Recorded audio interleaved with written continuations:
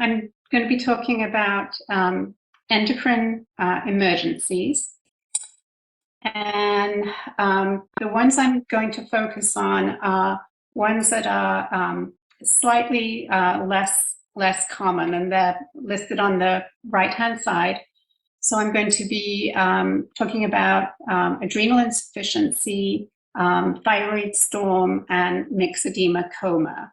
Some of the other endocrine emergencies that you may see are listed on the left, and I believe Dr. Janicic either has or will be giving you a talk about ketoacidosis. So again, I'm going to focus on the ones on the right, and I'm going to start with adrenal insufficiency. So here we have a 25-year-old male presenting to the emergency department with extreme weakness that's been progressive over time, overwhelming fatigue, and then nausea and vomiting. So his vital signs, he is orthostatic, and you see he has a high pulse rate. And on physical exam, you see the picture there. He's a tanned individual, otherwise pretty unremarkable, other than the hypotension and orthostasis. So lab evaluation, you see his sodium is low, potassium is high. A cortisol level is very, very low at 0.3. An ACTH level is extremely high at 1500. And just at the time he would have been seen in the emergency department, you wouldn't have got that ACTH value back yet. That would be reported out later. And then you see in the graph the cortisol response that you can get in response to ACTH injection, and this patient had no response. So if you look at time 0, in the green is the response of someone without adrenal insufficiency, a nice robust increase in the cortisol in response to the ACTH injection. And then in primary and secondary adrenal insufficiency, you don't see much of a response at all. And then in primary, the response is almost zero throughout the course of the test. So this patient had no response. And so with the way that he presented in the emergency department, what we're dealing with is adrenal crisis. So let's talk about what this is, how it presents, how we would diagnose it, what the causes are, and how we would treat and prevent it.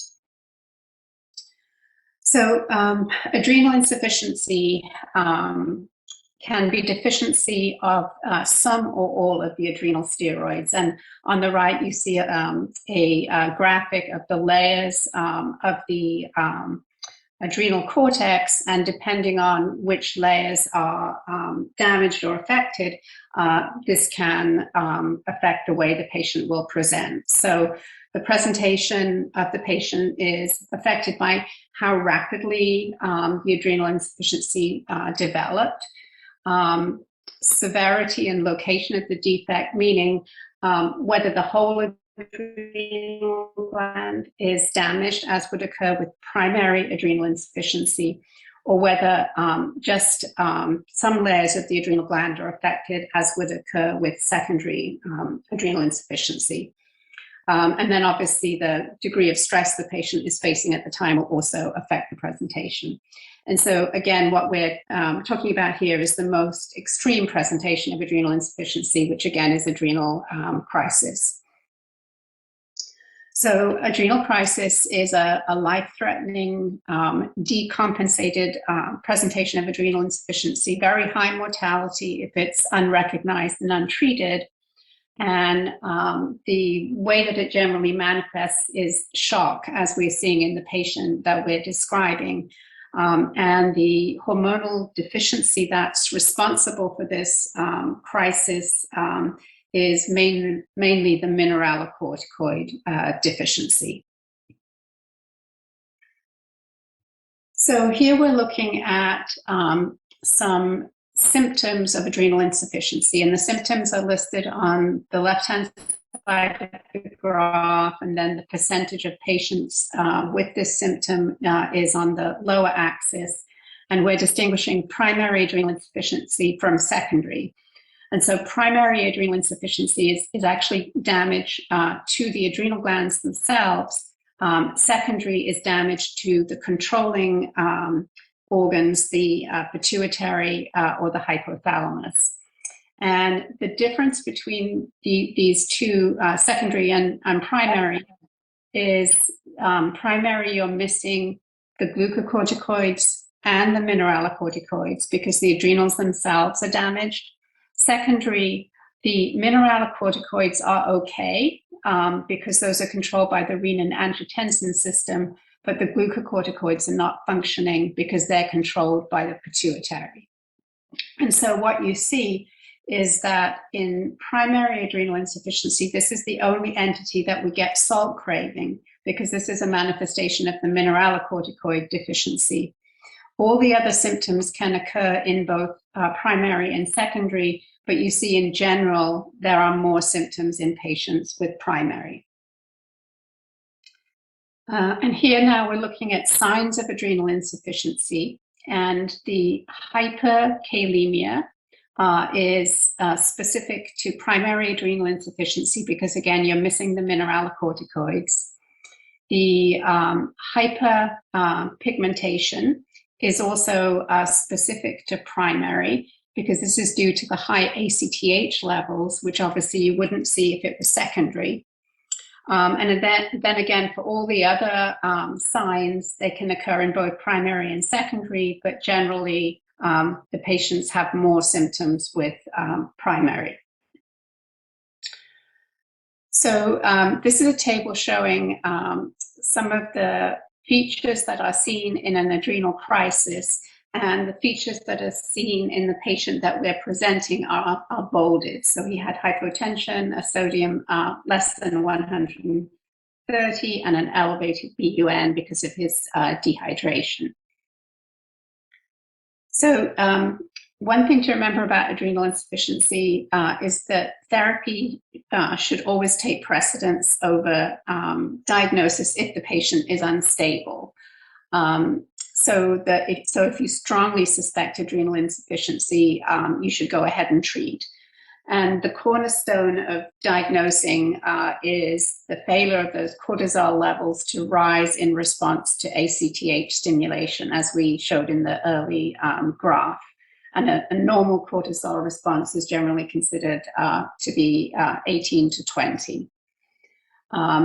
An ACTH stimulation test, however, does not tell you what type of adrenal insufficiency you're dealing with. So in primary, the adrenal glands are not functioning, so you get a negative test.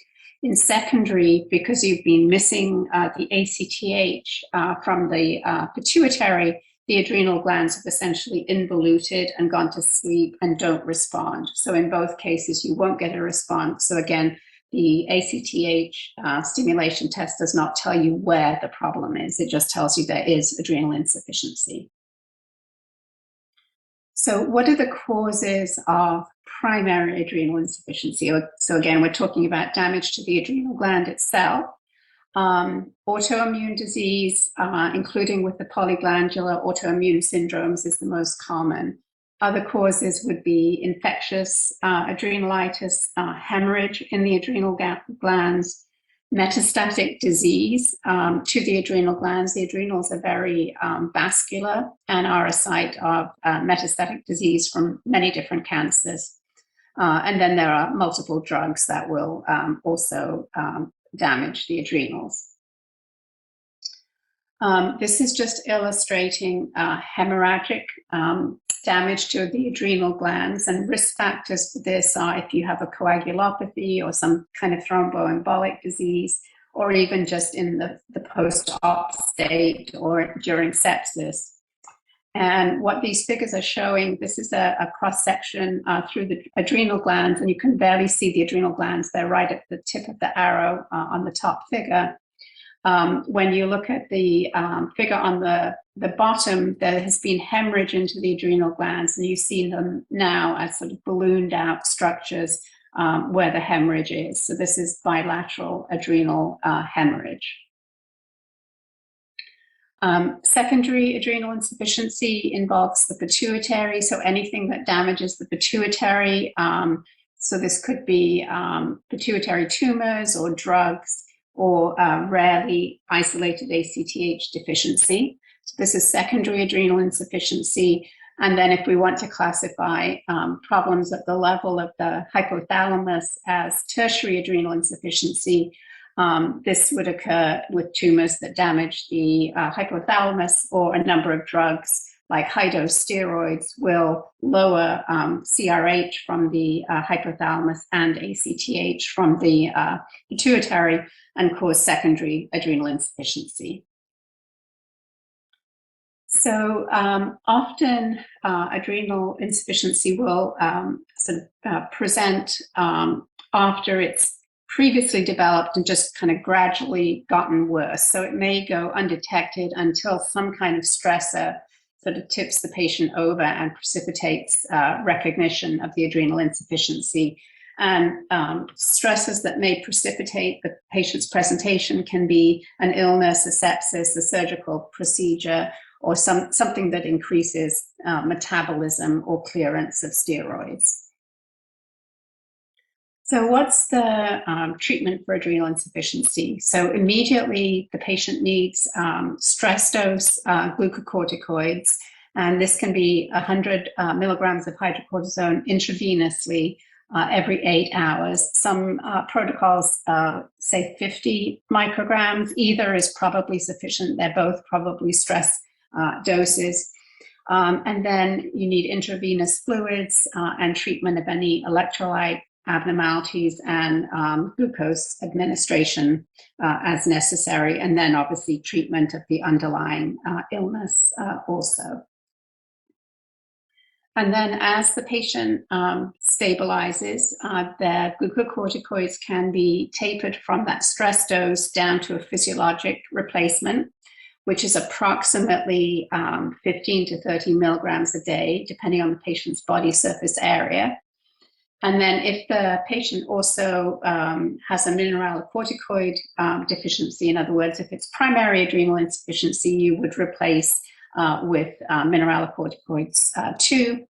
Given that if this is an autoimmune disease, it might be part of a polyglandular syndrome, you need to screen the patient for other endocrine deficiencies like hypothyroidism or diabetes. And then it's really important for the patient to be educated about adrenal insufficiency, because they'll definitely get into trouble if they don't take their replacement. And if they're sick, they may require higher levels of glucocorticoids than they would when they're not sick. So education is really important. So, so that was adrenal insufficiency, and I'll go into our two thyroid emergencies. So starting with thyroid storm.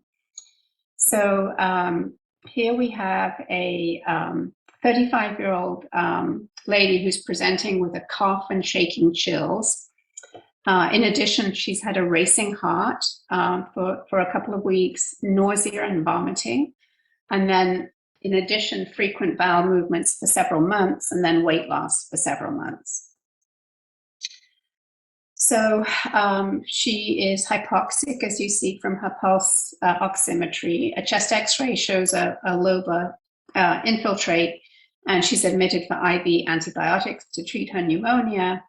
And then following admission, she becomes disorientated and vomits. So her physical exam, her temperature is elevated. She has conjunctival injection and a stare. You see her pulse rate of 140 there. And her thyroid gland is diffusely enlarged with a bruit. And so right there, the enlarged thyroid with the vascularity And the eye findings should also already be telling you that this is Graves' disease. The patient has a hand tremor, she's agitated, she's not orientated to place or time, and she's sweating profusely. So her lab results, you can see that her values for her thyroid hormone with the normal values shown on the right-hand side, and you can see that her thyroid hormone values are extremely elevated, and she has mild elevation in the transaminases. There is no specific thyroid hormone level that defines whether a patient's in thyroid storm.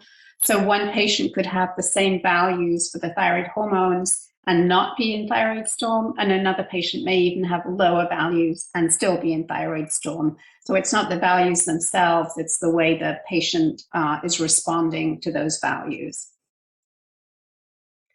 So we're talking about thyroid storm, and we'll go through the same definition, clinical presentation, what precipitates, and how we diagnose and treat it. So it's life-threatening thyrotoxicosis. It's the extreme of a clinical presentation of hyperthyroidism. And generally what you have is pre-existing elevations in the serum thyroid hormone levels, and now the body has decompensated, as the thyroid hormone levels continue to rise, or as a precipitating event decompensates the patient. And so what you may see is tachycardia, heart failure, the patient may be disorientated like this patient, nausea and vomiting, diarrhea, jaundice, fever. Those are the types of manifestations. So as I already mentioned, there's no specific thyroid hormone levels that confirm that, yes, this is thyroid storm. So you make the diagnosis clinically, and often there is a precipitating event. It has quite high mortality if left untreated, and a positive outcome really does depend on aggressive treatment of both the hypothyroidism and the precipitating event. And you need to have a high index of suspicion for suspecting thyroid storm. So it clinically presents, as we described in this patient, with a goiter. There can be concurrent ophthalmopathy, and then signs of thyrotoxicosis. So this is a depiction of a goiter in someone with Graves' disease in the girl on the left, a goiter in someone with toxic nodules on the top. And then the figure down on the right is simply a thyroid gland that's filled with colloid, as you may see in someone that has very active Graves' disease. These are the types of findings that you may get in thyroid eye disease, with the two top figures showing the stare and the protrusion of the eyeball, and the figure below more showing a stare, possibly some protrusion of the globe of the eye as well. Other things you may see is a tremor, and then many different tachyarrhythmias that can be associated with hypothyroidism, including atrial fibrillation. So when you're thinking about the effect of thyroid hormone on the body, you need to think about every different organ system. And with thyroid storm, if you look at the temperature control, you expect to see an elevated temperature. The GI tract, you may get nausea and vomiting, diarrhea and jaundice. Cardiovascular system, various tachyarrhythmias and congestive heart failure. And then the central nervous system, it can span from agitation all the way through to coma. So what precipitates thyroid storm? So usually it's something that causes the thyroid hormone levels to rise. Usually they're already elevated, but something causes them to rise further. And the main or the most common cause is someone who is on antithyroidal drugs, but just stops taking them. And then anything else that insults the thyroid gland, may also cause a release of thyroid hormone from the thyroid gland. And then there may be, listed on the right-hand side, these are some of the causes that are not due to the thyroid itself, but other illnesses that cause the patient to decompensate. This is a study from Japan of a survey of patients who presented with thyroid storm. And I just wanted to show you that it's irregular use or discontinuation of antithyroidal drugs. That was the most common cause of precipitating thyroid storm. Infection was the second cause. So these are the two most common causes. So how do we diagnose thyroid storm? So there should be some degree of elevation of the thyroid hormone levels, although there's no specific cutoff. There are some sort of tools to diagnose, and I'll talk about those, but there's no sort of specific diagnostic criteria. But generally, you're going to see hypothermia, tachycardia, and CNS dysfunction. And again, having a high index of suspicion is important. So these are the types of temperatures that you may see in patients that were diagnosed with thyroid storm, and you can see most of them did have an elevated temperature. These are the heart rates that were documented in patients in thyroid storm, and you can see most patients are tachycardic in the 130s to 140s.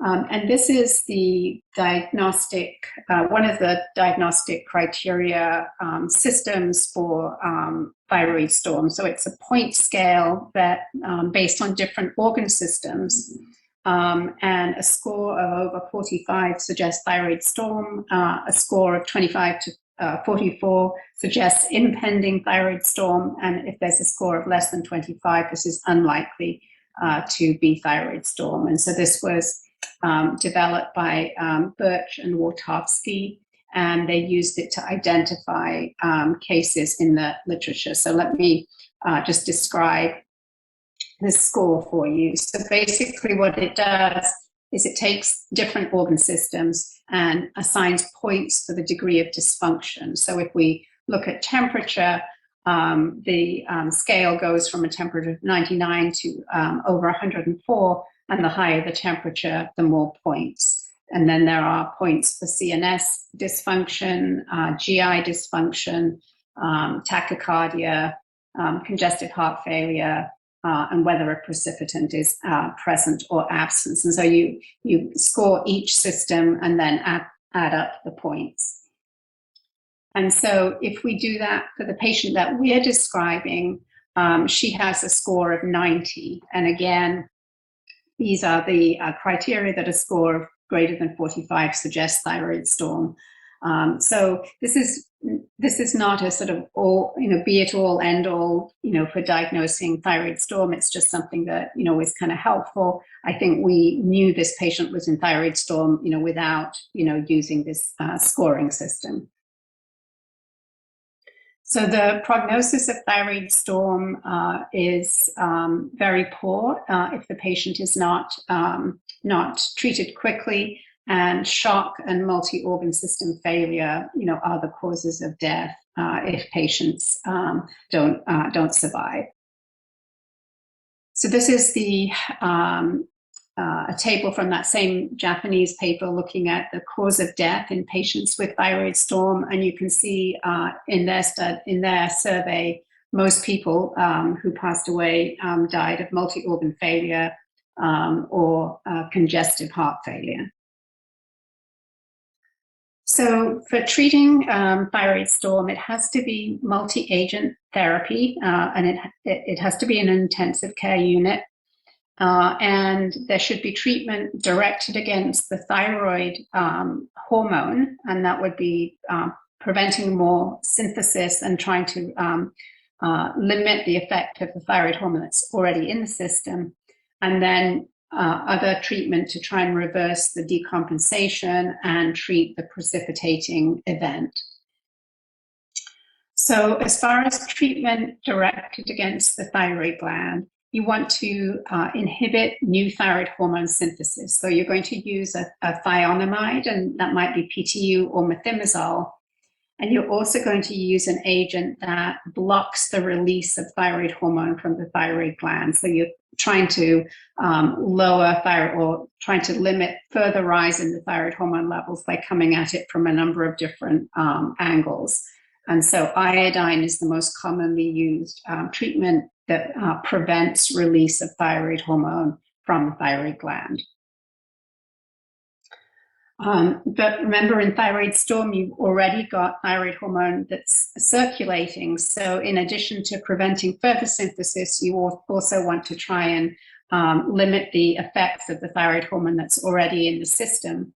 And so you'll use agents to prevent the conversion of T4 to T3. And agents that will do this are listed. And so propranolol is very commonly used.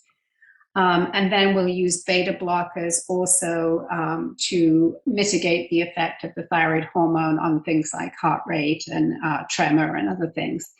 If a patient is not responding or has extremely high thyroid hormone levels or develops toxicities from the thionamides, you can do things like plasmapheresis or charcoal hemoperfusion. And in addition to actions directed at the thyroid hormone itself, you want to treat the dehydration. You want supportive therapy with corticosteroids, treating the congestive heart failure, and then treating the hyperthermia also. If there was a precipitating event, that also needs to be treated. And again, often it's infection that is the precipitating event. And with respect to trying to prevent thyroid storm, I think the important thing here is to educate patients that they should not stop their therapy with their antithyroidal agents without discussing the situation with a physician. And then patients should not go into surgical procedures in a hyperthyroid state, and nor should they get radioactive iodine when they are hyperthyroid, because those two things can precipitate worsening of the hypothyroidism. All right, so moving from thyroid storm into the opposite side of the coin, this is Myxedema coma. And so here we have a patient, a 71-year-old, who was brought to the emergency room by her family because of lethargy and confusion. And so the family gave a history of the patient gradually going downhill and becoming withdrawn.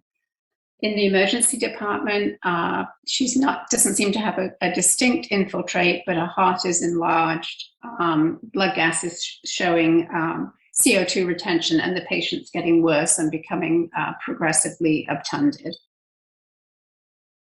So her physical exam, she has a low body temperature, she's bradycardic, and then she has delayed relaxation phase of the deep tendon reflexes, and that's considered a pretty specific sign of hypothyroidism. And as we mentioned, she's obtunded, her skin is pale and cool.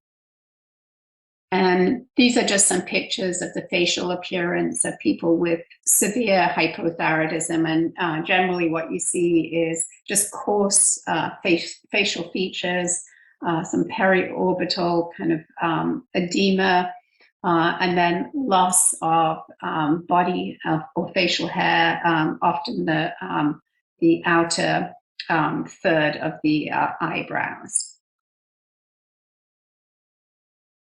So this patient was intubated, subsequently did develop a pulmonary infiltrate, and is started on antibiotics, remains unconscious, and then a diagnosis of myxedema coma was considered because of the patient's hypothermia. And here we see her lab values. So she has an elevated TSH along with very low levels of both T4 and T3 in the normal ranges are shown over on the right-hand side. So this is primary hypothyroidism, very low levels of thyroid hormone, the pituitary making lots of TSH to try and help the thyroid gland produce enough thyroid hormone, but not succeeding. And then we see some other abnormalities that are pretty typical for myxedema, coma, hyponatremia, hypoglycemia, and an elevated CPK. So this is decompensated hypothyroidism or myxedema coma. And the graphic here is showing that as you develop hypothyroidism, mild elevation of the TSH and then further elevation of the TSH and then extreme elevation. And again, as you go through from mild to moderate to severe hypothyroidism, the thyroid hormone levels are falling. In moderate hypothyroidism, the T3 may still remain within the normal range because of deiodinase activity. But by the time you get to severe hypothyroidism, both the T3 and the T4 are low, as we see in this patient who has severe hypothyroidism leading to myxedema coma. So how does this present? What precipitates it? How do we diagnose and treat it? So this is life-threatening hypothyroidism, and typically it's associated with long-standing untreated disease. And it's a degree of hypothyroidism in which a precipitating illness or other events produce cardiovascular and CNS decompensation. And again, there's no specific thyroid hormone level that defines myxedema coma. Someone may have very low levels of thyroid hormone and be functioning okay, and another individual with those same levels may be in myxedema coma. So typically you'll see a poorly responsive patient as the one we're describing. You may, have some clues if the patient has a thyroidectomy scar, or there's a history of hypothyroidism, or the patient previously had hyperthyroidism and was treated with radioactive iodine. But generally, as in this patient, most of the history is obtained from family members who are going to give you a story that, yes, the patient does have some history of thyroid dysfunction, and lately she's been very lethargic and she's been getting worse lately. As is the case for thyroid storm, very high mortality, and early recognition and treatment is essential. And most of the dysfunction that we're describing is reversible as you replace thyroid hormone. So the things that generally will predict mortality from myxedema coma, older patients, as you might imagine, don't do as well, so they have higher mortality. If there's a cardiac or if there's a cardiac complication, usually the patient will do badly. The other thing is if you do treat the patient with too high doses of thyroid hormone, that can also be associated with mortality, and I'll show you some treatment doses later. So this is what we're seeing with myxedema coma is slowed functioning virtually every organ system of the body. And this is kind of, again, the exact opposite from the thyroid storm, where we have overfunctioning of the organ systems. So you typically see an altered mental status and hypothermia, and the patient doesn't have to actually be comatose to be in myxedema coma. It can just be a change in mental status from that patient's baseline. And typically you will also see hypotension, bradycardia, hypoventilation, hyponatremia, and hypoglycemia. The hypothermia is obviously because you have a decreased metabolism and there's decreased thermogenesis.